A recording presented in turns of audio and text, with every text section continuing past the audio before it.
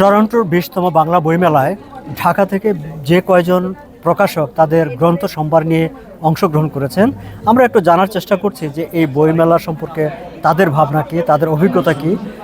একই সঙ্গে দর্শক, এই সময় একটি কথা প্রায় বলা হয়ে থাকে যে মানুষ ক্রমশ বই বিমুখ হয়ে যাচ্ছে, মানুষ এখন আর বই পড়তে চায় না। আসলে কি তাই? প্রকাশক হিসাবে, পরিবেশক হিসাবে যারা বই নিয়ে সারা বছর কাজ করেন, তারা কি ভাবছেন, আমি সেই বিষয়গুলো একটু জানার চেষ্টা করব। আমি এখন কথা বলবো জহিরুল আবেদিন জুয়েল, তিনি হচ্ছেন ঢাকার ইত্যাদি গ্রন্থ প্রকাশের স্বত্বাধিকারী। জুয়েল, আপনাকে স্বাগত জানাচ্ছি, ধন্যবাদ জানাচ্ছি যে আপনি আমাকে সময় দিতে সম্মত হয়েছেন সেই কারণে। জি, আপনাকেও ধন্যবাদ। এই বইমেলায় আসি প্রায় 3 বছর ধরে, আমি 4 বছর ধরে আসি, তার মধ্যে 3 বছর কন্টিনিউ। তো ভালো লাগে এই বইমেলায় আসতে, এবং এখানে আমি শুধু এখানে না, আমি ইয়েতেও আসি, লন্ডনেও আসি, তারপর নিউ ইয়র্কেও আসি, নিউ ইয়র্কেও বইমেলা হয়।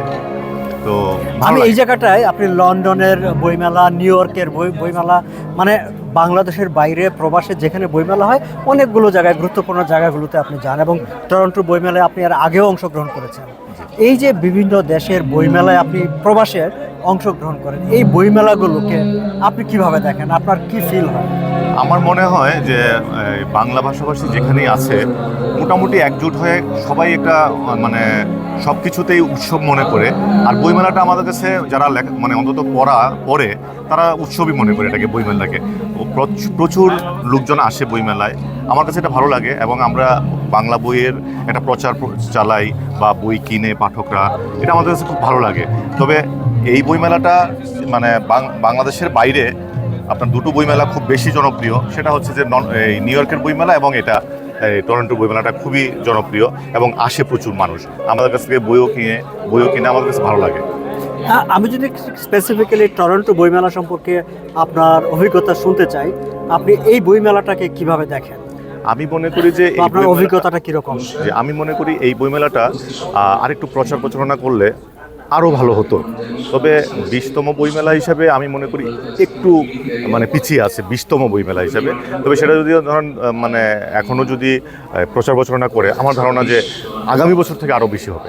মানে একটা বছর যদি ঠিকমতো, আমরা যেমন আগে একটা সিস্টেম ছিল যে বইমেলাটা কখন হবে আমরা নিশ্চয়ই জানতে পারতাম না, এখন কিন্তু আমরা 1 বছর আগেই জেনে ফেলতেছি যে কবে বইমেলাটা হবে। এখন যেহেতু আমরা জানি, সেই অনুযায়ী আমরা প্রচার প্রচারণা যদি ভালোভাবে করি, আমার ধারণা যে এটা আরও জনপ্রিয় হবে বইমেলাটা। দর্শনার্থী আসবে, পাঠক আসবে, বই কিনবে, বাংলা ভাষাভাষীরা একসাথে মিলিত হবে, এটা আমার মনে হয় বেশি হবে। আর বিশেষ করে বইমেলাটা একটু এবছর বইমেলাটা একটু ইয়েতে হওয়াতে, মানে বাঙালি এরিয়ার বাইরে হওয়াতে একটু কম হয়েছে মানুষজন। এখন আমরা যদি সারা মানে বই নিয়ে যে কথাবার্তা হয়, যে সারা বাংলাদেশে মানুষ ক্রমশ বই বিমুখ হয়ে যাচ্ছে, বই এখন আর পড়তে চায় না, এই যে কথাটি বলা হয়, এইটাকে আপনি কিভাবে দেখেন? বই ক্রমশ, হ্যাঁ, বইয়ের পাঠক কমছে, এটা একদিকে আমি বলবো যে পুরোপুরি কমছে না। তার কারণ হচ্ছে বইয়ের হয়তো প্রিন্টেড বইয়ের থেকে তারা কেউ অডিও বুকে চলে যাচ্ছে, কেউ পেডে পড়ছে, নোটপ্যাডে পড়ছে। তো বই বিমুখ হচ্ছে এই কথা বলা যাবে না, বই এখনও চলছে। তবে আগের চেয়ে প্রিন্টেড বইয়ের মানে ক্রেতা একটু কমেছে, এটা বলা যাবে। আপনি যখন বলেন যে আগের চেয়ে প্রিন্টেড বইয়ের ক্রেতা কমেছে, সেটার কারণ কি বলে মনে হয়, বা এই জায়গা থেকে আবার সেই বাড়ানোটা আমরা কিভাবে করতে পারি? আসলে আমরা মনে করি যে এখন যে যারা এখনকার প্রজন্ম, তারা আসলে প্রিন্টেড বইয়ের চেয়ে তারা যেহেতু মোবাইলে তারা অল টাইম বেশিরভাগই মোবাইলে থাকে, সেহেতু তারা মোবাইলে পড়তে অভ্যস্ত হয়ে যাচ্ছে আস্তে আস্তে। সেই কারণে তারা আসলে ইবুকই বেশি পছন্দ করছে। তো আমরা বাংলাদেশে যেমন আমরা এখন ইবুকের একটু চাহিদা হচ্ছে, দিনে দিনে বাড়ছে, আর প্রিন্টেড বইয়ের সংখ্যা একটু কমছে। তাতে আমাদের মনে হয় যে মানে পাঠক কমছে পুরোপুরি এটা বলা যাবে না।